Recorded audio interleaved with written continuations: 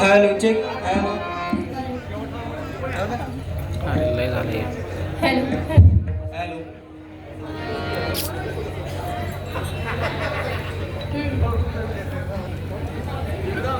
राम राम मंडळी. कोड क्रमांक 291 सादर करीत आहे पारंपरिक भारूड. ज्ञान बा तुकाराम, ज्ञान बा तुकाराम, ज्ञान बा तुकाराम, ज्ञान बा तुकाराम, ज्ञान बा तुकाराम, ज्ञान बा तुकाराम, ज्ञान बा तुकाराम, ज्ञान बा तुकाराम, ज्ञान बा तुकाराम. थांबा मंडळी. हे ते भूत नाही जे तुम्ही समजता. भूताचा पारा मोठा ग बाई, भूताचा पारा मोठा ग बाई. हो झाली झडपण करू गट काही, हो झाली झडपण करू गट काही, हो झाली झडपण करू गट काही. भूत लागलं नारदाला, आणि 60 पोरं झाली त्याला. महाराज काय म्हणताय? नारद देवातला देव माणूस, वरून ठरला माणूस, तुम्ही त्याला म्हणतात चक्क भूत लागला आणि 60 मुलं पण झाली. थांबा माऊली, तसं नाही. मग कसं? एकदा नारद मुनी भ्रमण करता करता स्वर्गात जातात. तिथे ते विष्णुदेवाला भेटतात. विष्णुदेव आपल्या पत्नींसोबत विश्राम करत असतात. तेव्हा नारद मुनी विष्णुदेवाला म्हणतात, देव तुम्ही काय नशिबवान आहात, तुम्हाला 2-2 बायका आणि आपलं काय बुवा, आपल्याला तर एक सुद्धा नाही. तेव्हा विष्णुदेव नारद देवाला म्हणतात, तथास्तु. नारद देव जेव्हा परतीच्या मार्गाने येतात तेव्हा गंगेत स्नान करण्यासाठी डुबकी मारतात. गंगेतून जेव्हा डुबकी मारून ते बाहेर येतात तेव्हा चक्क नारदाचा नारदी झालेला असतो. नारदी? हो हो, नारदाचा नारदी. आणि केवळ नारदाचा नारदीच नाही तर त्या नारदीला चक्क 60 पोरं देखील झालेली असतात.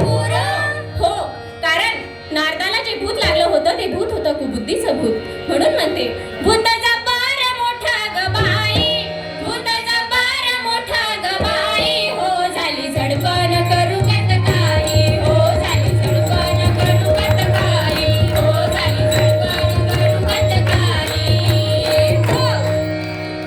भूत लागलं ध्रुव बाळाला, ध्रुव बाळाला, अन उभा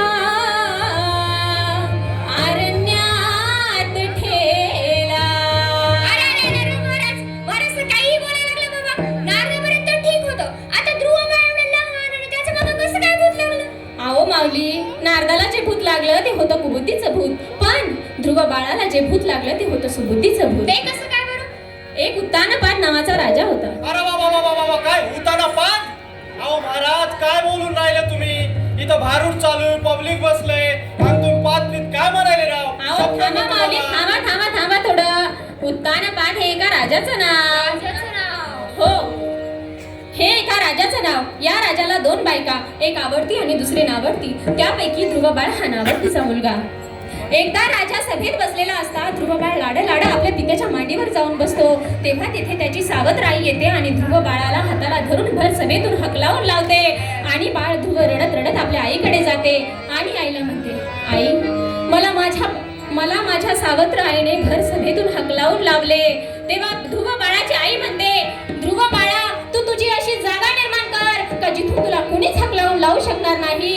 तेव्हा ध्रुव बाळ काहीच विचार न करता थेट अरण्यात जाते आणि स्वतःच्या तपाने देवाला प्रसन्न करून घेते आणि देव त्याला वरदान देतात, जा ध्रुव बाळा, आता तू ज्या ठिकाणी जाशील ती जागा तुझी असेल. आजही आपण बघतो उत्तर दिशेला जो चकाकणारा तारा आहे तो तारा म्हणजे ध्रुव तारा.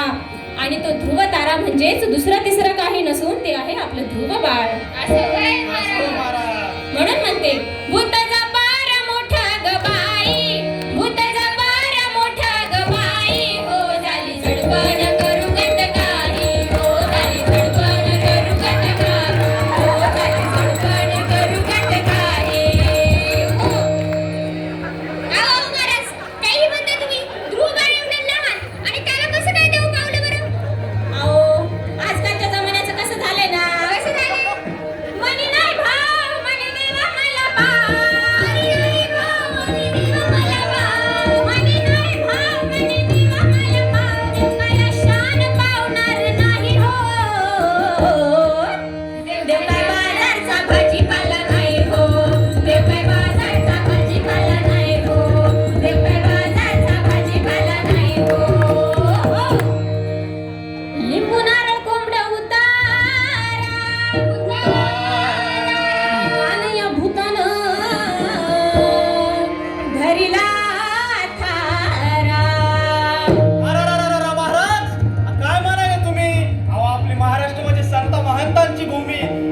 पांडुरंगाची भक्ती करणारी भूमी आणि तुम्ही चक्क लिंबू नारळ आणि कोंबडं काय काय म्हणायला लागले?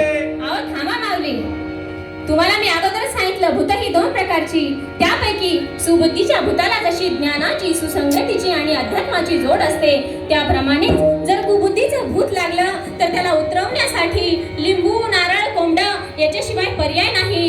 हे उतरवण्यासाठी लिंबू नारळ कोंबडं याचीच गरज असते. म्हणून म्हणते भूताचा बारा मोठा ग बाई, भूताचा बारा मोठा ग बाई, हो झाली चळवळ करू गतकारी, हो झाली चळवळ करू गतकारी, हो. एका जनार्दनी भूत आणि इथं आणि त्या तिथं. थांबा. अहो, या जळी स्थळी काष्टी पाषाणी सर्वत्र ही दोन भूत वावरत असतात. जर आपण सुबुद्धीचं भूत घेतलं तर आपण उत्तर प्रगती करत जातो, पण जर आपण दुर्बुद्धीचं भूत घेतलं तर आपला नायनाट, आपला विनाश